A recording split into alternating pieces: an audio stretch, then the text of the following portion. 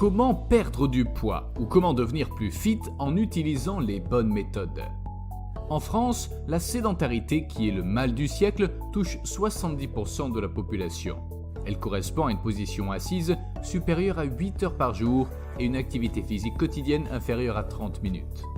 La sédentarité correspond à une très faible activité physique avec une dépense énergétique proche de zéro. Quand on sait qu'en prenant 500 grammes par mois, on prend théoriquement 6 kg par an et que 70% de la population est sédentaire, on comprend mieux que le principal motif de la reprise du sport est la remise en forme avec la perte de poids qui arrive en tête des sondages. Car autant dire qu'il est facile en quelques années d'abus alimentaires ou de laisser aller de se retrouver avec une voire plusieurs dizaines de kilos en trop. Surtout que l'on ne prend pas forcément 500 grammes par mois, mais plus pour un sédentaire ayant un bon coup de fourchette, 1 kg ou plus par mois facilement sans activité physique régulière. Cela devient rapidement une source de frustration chez ceux qui n'arrivent pas à perdre, car ils ne comprennent souvent pas comment ils ont pu accumuler autant de kilos au fil des années. Car ils ne se sont pas rendus compte de la progressivité de la prise de poids, qui n'intervient pas en une nuit ou une semaine, mais sur plusieurs mois, voire souvent plusieurs années de manière insidieuse. De plus, quand ces individus se rendent en salle de musculation ou commencent un régime, ils ont souvent des attentes irréalisables en termes de temps, de kilos perdus et résultats, à cause du manque de recul et de connaissances. Ils utilisent souvent des méthodes inadaptées de perte de poids, que ce soit au niveau de la nutrition que de la prise de poids. Autant dire que le cocktail attente irréalisable plus manque de connaissances sur le processus de perte de poids, plus manque de patience est la formule parfaite pour stagner sur sa perte de poids. La stagnation amène souvent la démotivation qui à son tour amène l'abandon du sport et le cercle vicieux du yo-yo avec perte de poids légère puis reprise de poids supérieure au départ avec la démotivation. Mais alors quelles sont les méthodes les plus adaptées pour la perte de masse grasse? Ou comment devenir plus fit en utilisant les bonnes méthodes de perte de poids grâce aux conseils de FitBoss? 1. Lutter contre la sédentarité avec une activité physique régulière. Pour commencer le processus de perte de poids, il faut bien évidemment commencer par rompre avec la sédentarité. La meilleure manière pour cela est de commencer une activité régulière d'au moins 45 minutes par jour. Le choix est multiple, mais nous vous conseillons pour la perte de poids de combiner l'entraînement du muscle le plus important du corps, le cœur avec le cardio 2 fois par semaine et l'entraînement du reste des groupes musculaires avec la musculation avec charge additionnelle. La clé sera de réussir à se dégager quotidiennement au minimum 45 minutes et au maximum 1h15 pour commencer son activité physique régulière. La sédentarité est, comme nous l'avons vu, principalement composée de deux éléments, une position assise supérieure à 8 heures par jour et une activité physique journalière inférieure à 30 minutes. Avec le mode de vie moderne, il est difficile, surtout si l'on travaille en position assise ou qu'on utilise sa voiture ou les transports en commun, de baisser drastiquement ce temps-là, même si des solutions existent comme prendre une pause toutes les 2 heures pour s'étirer ou se lever quelques minutes. C'est pourquoi il est plus judicieux de jouer sur le deuxième élément qui est l'activité physique journalière en adoptant une fréquence d'activité physique quotidienne, que ce soit de la marche pour commencer ou de la piscine pour éviter les impacts répétés sur les articulations. 2.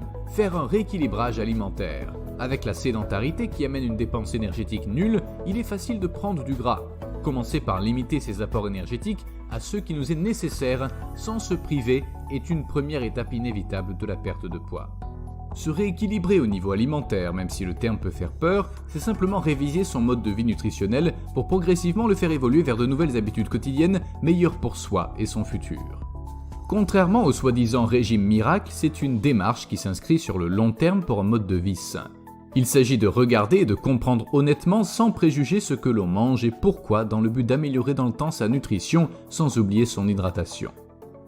C'est par exemple remplacer le grignotage par des vrais repas sains avec de vraies valeurs nutritionnelles, de boire l'alcool avec modération quand on est étudiant en évitant les excès ou de boire les 1,5 litre d'eau de source conseillée par jour de manière non exhaustive. Des actes à la portée de tous avec un objectif clair. 3. Avoir une balance énergétique négative. Pour entamer une perte de poids, il est nécessaire de mettre en place une balance énergétique journalière négative. Mais quel est ce charabia, les gars ? Plus simplement, la balance énergétique représente le rapport entre la dépense énergétique, qui est le niveau d'activité physique par jour en calories, et les apports énergétiques, qui sont la nourriture consommée sur la journée en calories. Si le rapport est en faveur des apports énergétiques, c'est-à-dire avec une dépense énergétique inférieure aux apports énergétiques, alors la balance énergétique est dite positive, on prend du poids. Inversement, si la dépense énergétique est supérieure aux apports énergétiques, la balance énergétique est dite négative, on perd du poids, ce qui est l'objectif recherché dans une perte de poids. Veiller à avoir un apport calorique inférieur à ses dépenses énergétiques est la base de toute stratégie de perte de poids. 4. Augmenter les protéines dans son alimentation. Parmi les 3 macronutriments que sont les glucides et les lipides, les protéines sont très intéressantes dans le cadre d'une perte de masse grasse. En effet, les protéines garantissent le développement et la stabilisation de la masse musculaire. Elles permettent de rester en bonne forme physique et de maintenir son poids de forme. Car plus on a de muscles, plus on brûle de calories au repos, ce qui est très intéressant, surtout quand l'on est sédentaire. De plus, les protéines sont faiblement caloriques et possèdent un grand pouvoir satiétant qui permet de réduire donc l'appétit et directement les apports énergétiques journaliers, ce qui facilite la mise en place d'une balance énergétique négative. 5. Manger plus de légumes. Si manger des protéines est bénéfique pour la perte de masse grasse, les légumes ne sont pas en reste. En effet, les légumes et leurs effets alcanisants complémentent à merveille le côté acidifiant des protéines. Mieux, les légumes sont très peu caloriques, bien moins que les protéines, et permettent de consommer une grande quantité qui aide à remplir l'estomac en gardant l'impression d'avoir mangé un repas copieux. Ils aident ainsi à réduire les apports énergétiques de manière indirecte.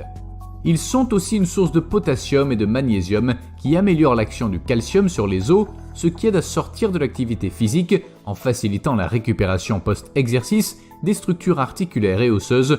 On peut s'entraîner plus en se blessant moins. 6. Faire du cardio de type HIIT. Pour renforcer la perte de poids, le cardio classique de type continu peut être remplacé par du HIIT. Le HIIT est une forme de cardio fractionné à grosse intensité avec des périodes d'effort courtes et intenses entrecoupées de récupérations incomplètes. Le HIIT présente de nombreux avantages sur le cardio classique. En effet, selon le journal L'Équipe, une séance de HIIT de 30 minutes permet de brûler environ 25 à 30% de calories en plus qu'une séance de renforcement classique ou de footing à allure moyenne.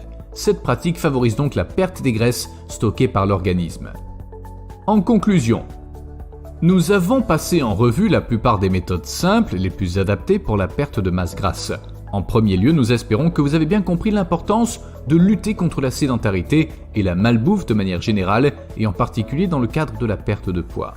Commencer par une activité physique journalière d'au moins 45 minutes est un bon début, surtout couplé à un rééquilibrage alimentaire progressif et adapté à soi, où l'on privilégiera en outre la consommation de protéines et de légumes. Ensuite, s'assurer au quotidien de mettre en place une balance énergétique négative est le passage obligé de toute stratégie nutritionnelle.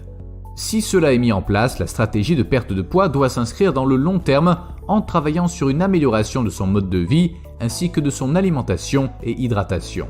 Il faut viser une perte de poids de l'ordre de 500 grammes à maximum 1 kg par mois. Moins, c'est que la balance énergétique est neutre ou positive et plus de 1 kg, c'est que l'on perd trop vite et qu'on se dirige droit vers le malheureusement trop connu effet yo-yo.